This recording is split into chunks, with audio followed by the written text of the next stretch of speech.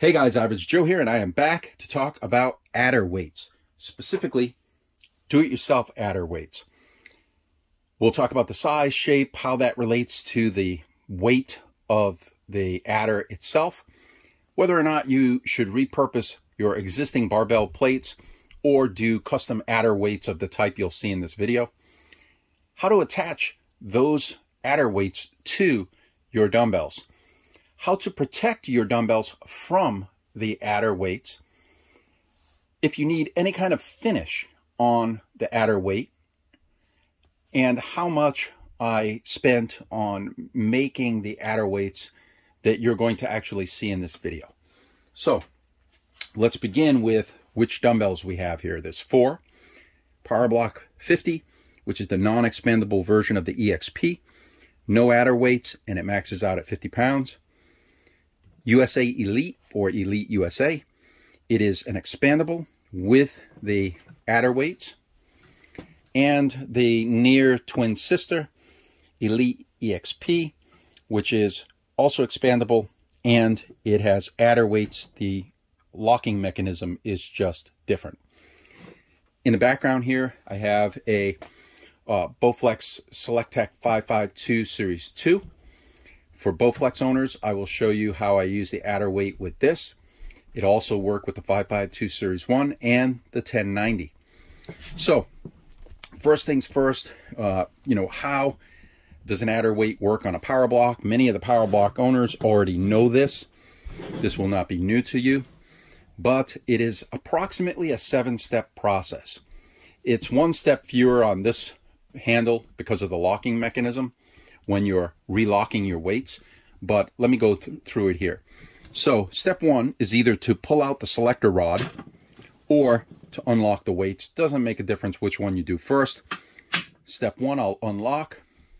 Step 2, I will pull out that rod. Step 3, pull out the weight. Step 4, figure out how many of these I want in my handle. Step 5, lock. Step 6, put it back. Step 7, put my selector back in, and I'm back in business. Now you have to repeat that on your other handle. So you basically have about 14 steps in order to adjust the adder weights on 2 handles. If you're doing any kind of micro loading or anything like that, and you just want a quick weight change of a pound or 2, that's not exactly the best method to do that. There are other drawbacks of using adder weights of this type. One of them is what I pointed out in an earlier video, and that is that the adder weights make or create an imbalance in this handle.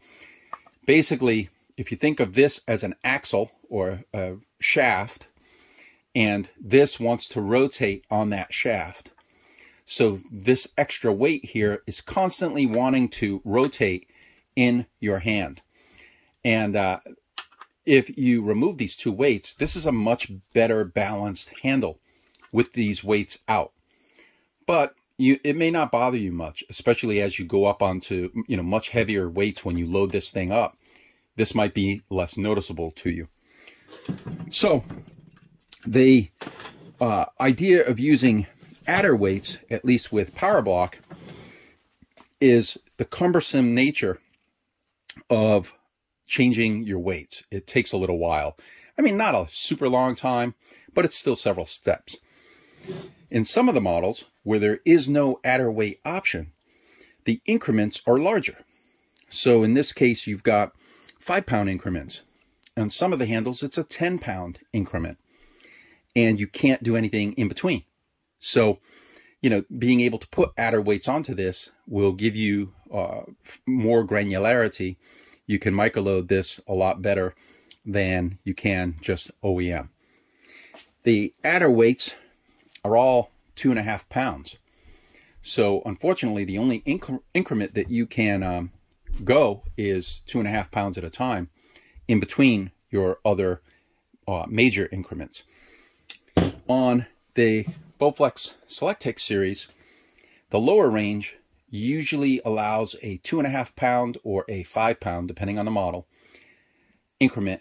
And then when you get in the upper range of the 552, it's 5-pound increment, and the upper range of the 1090 is a 10-pound increment. And for a lot of people, that just, it's a little bit too much of a jump. Being able to add a pound or two to their handle would be beneficial if you're trying to just add a little weight for that next set. So how can you go about improving on that and making it a little bit easier to change the weights? Well, the first thing that I do is decide how much weight do I want. Do I want 1 pound, quarter pound, whatever increments I want? That will dictate the size of the weight that I need, because steel has a certain density. And so the dimensions of this steel will dictate the weight of the steel. And the dimensions of the dumbbells will dictate the shape that this steel would be optimal, or would be optimal for this steel. So on a dumbbell like this, maybe you use round steel discs, or you use rectangular steel plates like this. Maybe on this one, use a slightly different shape as an adder weight, maybe something hemispherical rather than rectangular, and you'll see that after when I put this on that weight.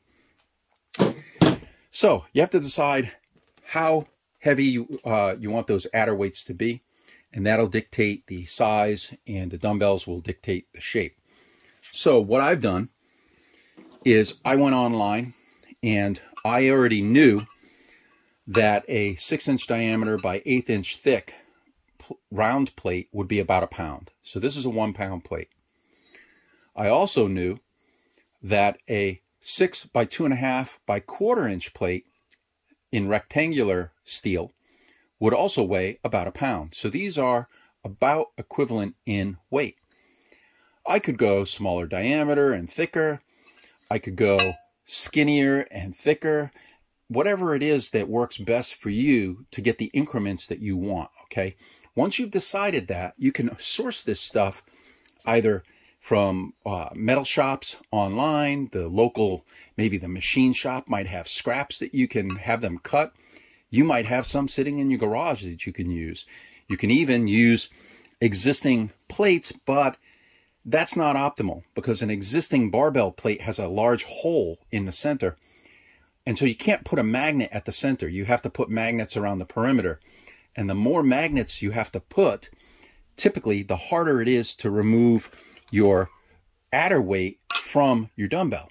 You don't want to use too many magnets. You'll make it too tough to remove your adder weights, and that'll be just a pain in your butt.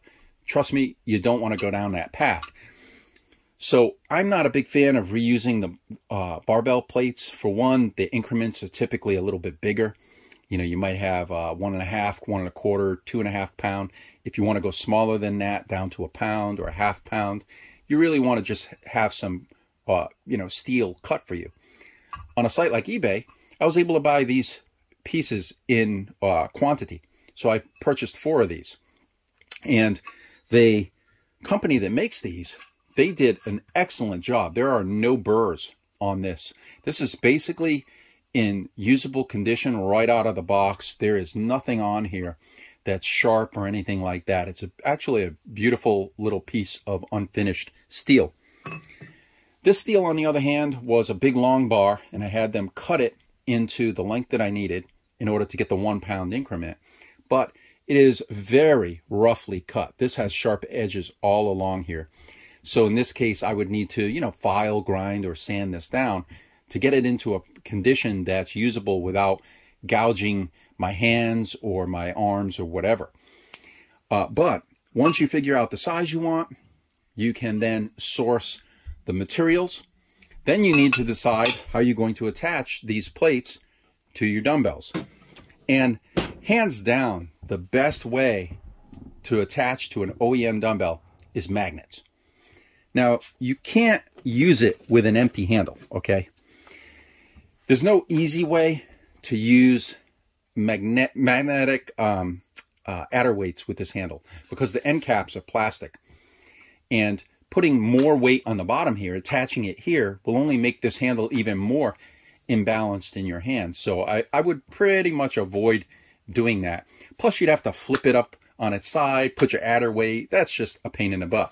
So it's not really going to work with an empty handle, but it will work as you begin to add your first plate.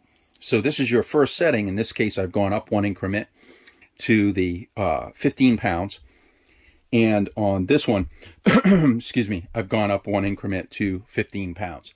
So now I can begin micro-loading from this point onward. The methods to attach those magnets and the types of magnets differ based on, your budget, what you're trying to achieve. Let me show you some of what I purchased. First up is the bare bones. This is a neodymium magnet. It's unprotected. This is just a magnet with a coating on it. I would stay away from these. These are the cheapest for you to buy, but they are also the easiest for you to break. You're better off investing a little bit more to get a quality magnet that's not going to just break on you too quickly. So I recommend going up to what's called a cup magnet. This is a magnet inside a steel cup. And so it's got some protection on the sides and on the back. And by sitting inside this cup, it's pretty well protected on its front.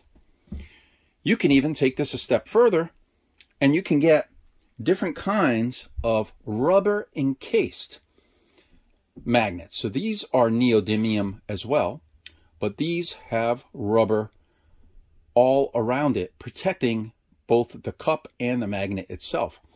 So in this case, it's a female for your stud, or with the stud already as part of the assembly, and you just thread this into or push this into a part and epoxy it, however you're going to do that.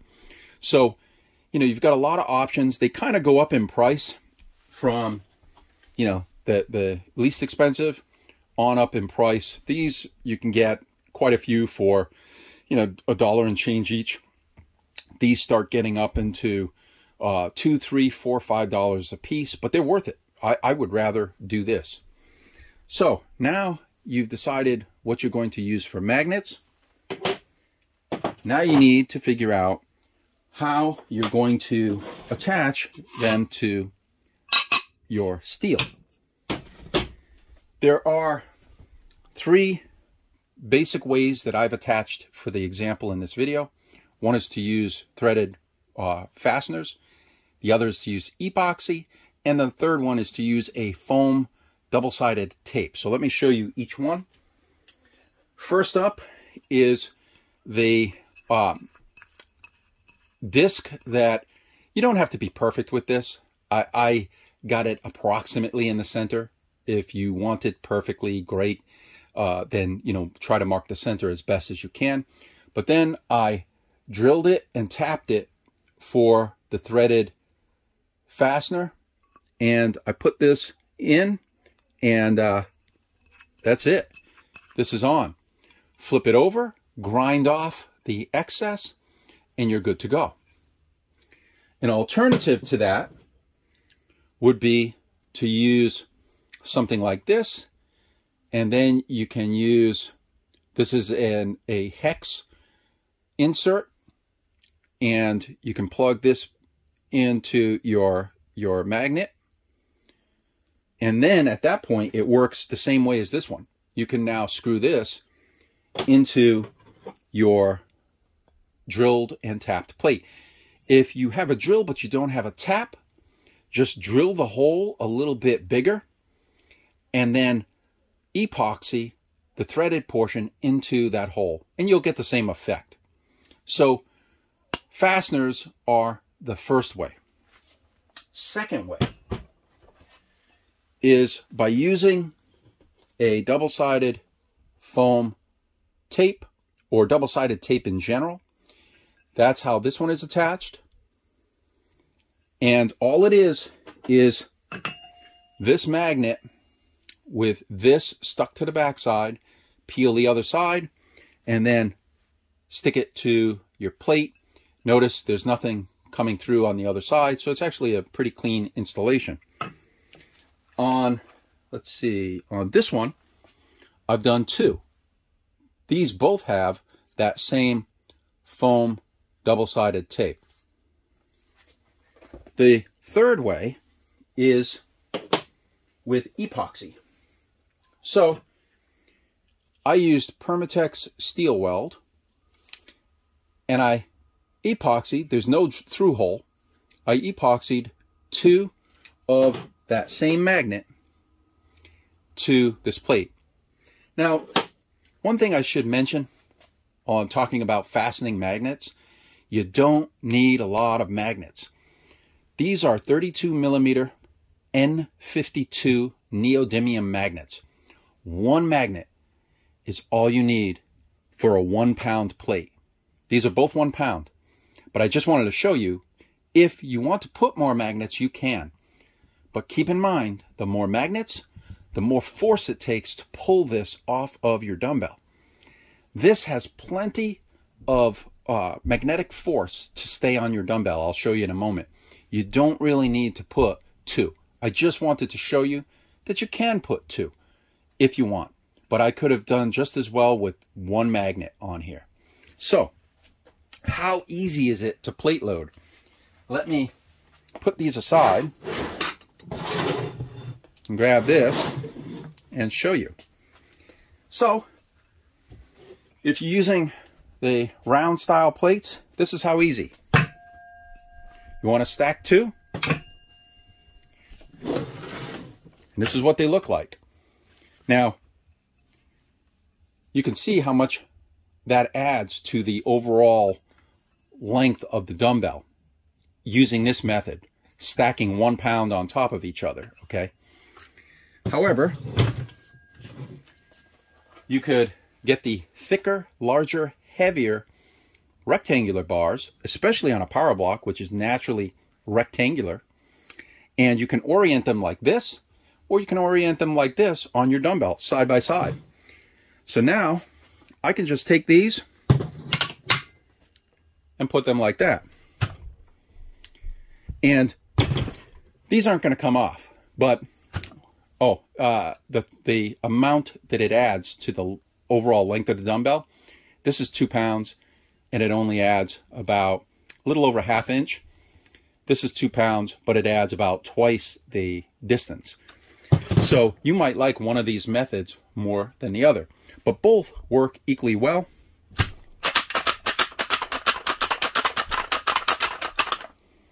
They aren't going anywhere. So you can, as I said, with just 1 magnet, you can hold a 1 pound plate on your dumbbell. You don't need to go crazy with the 2 pound magnets.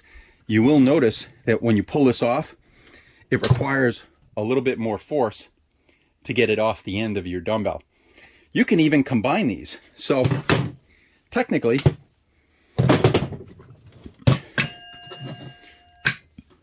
you can do whatever you want, whatever shapes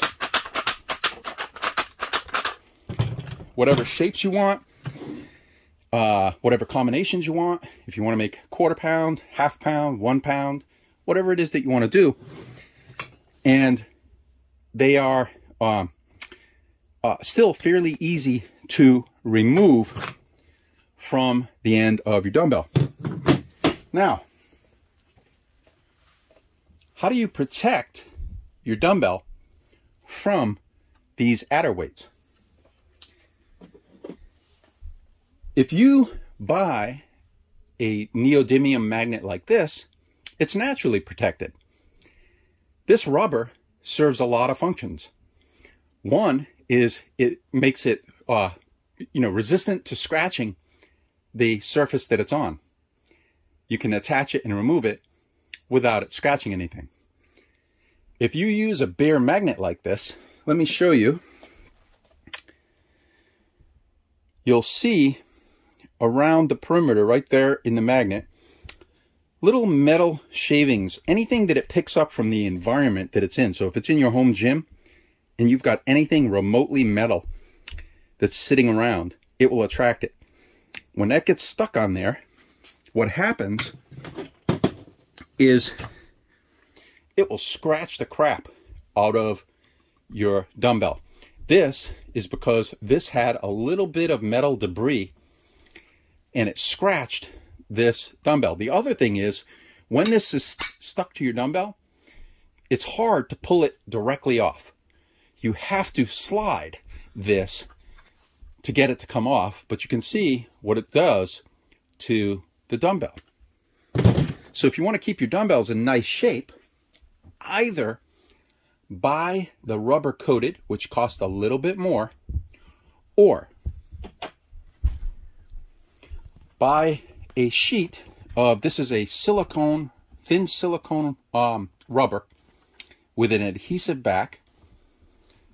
It's 3M brand, and you can cut the shape and stick that to the face of these magnets. So this is just this magnet with a thin silicone layer on it. So now when I stick this to the plate, it is not going to scratch the plate.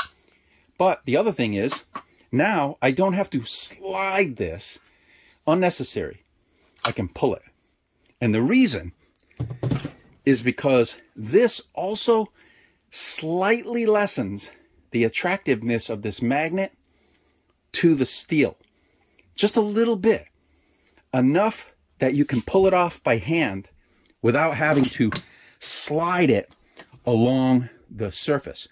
One of the things I noticed about the YouTubers who had used their barbell plates with all the magnets glued all around was how hard it was for them to remove the plates from their dumbbells.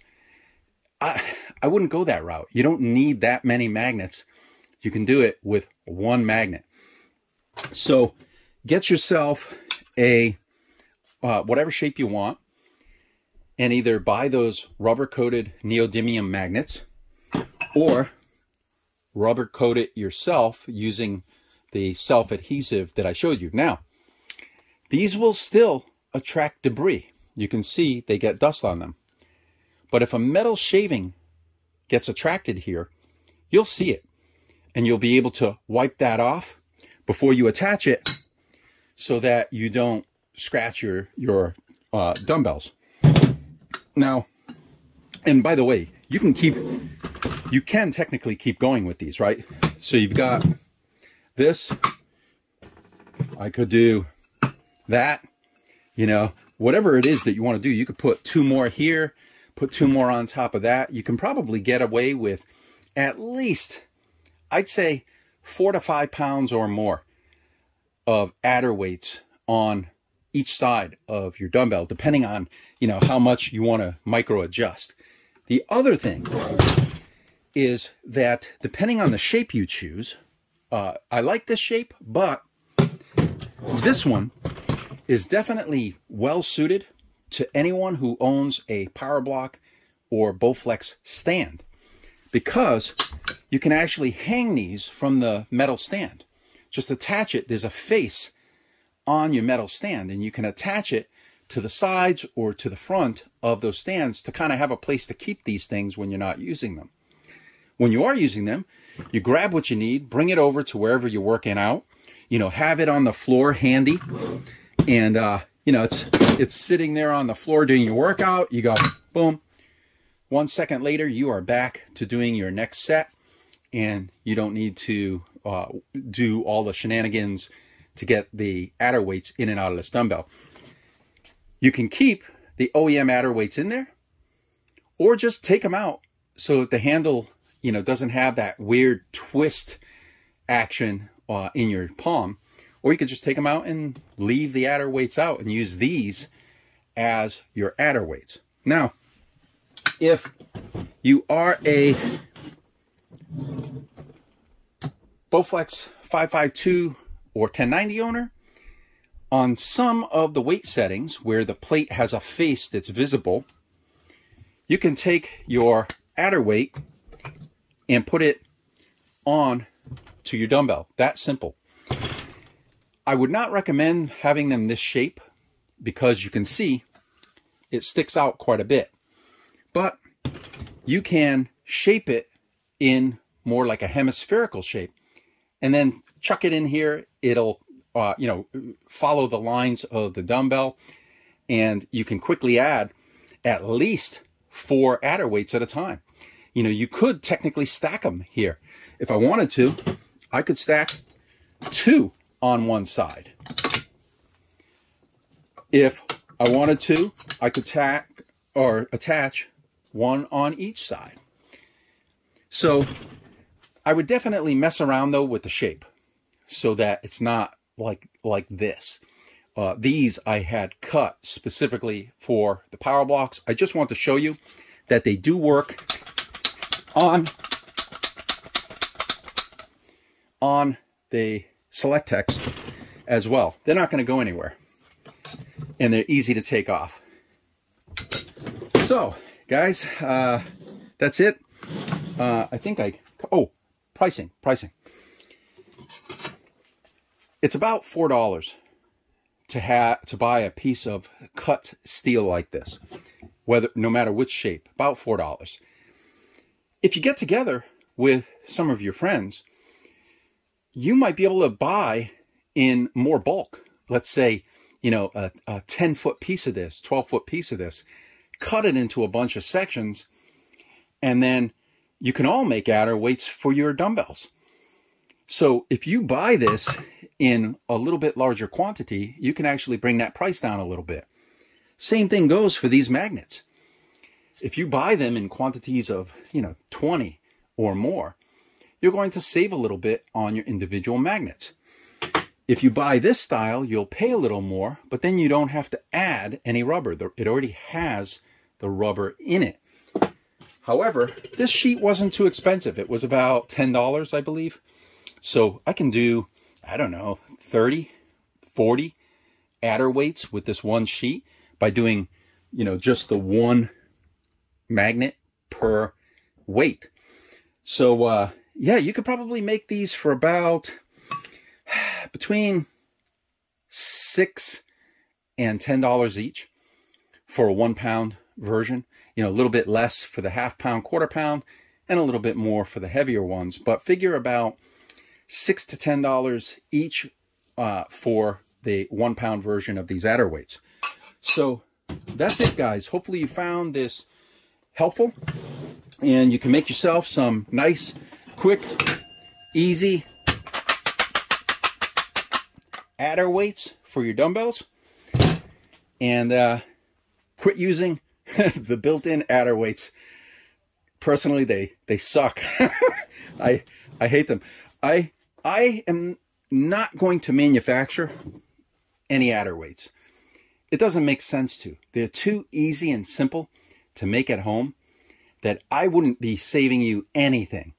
It would end up costing me way more just to make them all and then ship them out to everybody and all that jazz. It's a great do-it-yourself project. Do these things at home, and you can make as many of them as you want for as many of your pieces of equipment as you want, because this would work with your barbells, right? If you wanted a 1-pound plate and you slap it on a 45-pound barbell, not that you would, but you could do that. You could absolutely do that. So it's a great do-it-yourself project. If you found this video helpful, I hope you'll hit like and subscribe, and I will see you guys in the next video. I hope you all have a great week.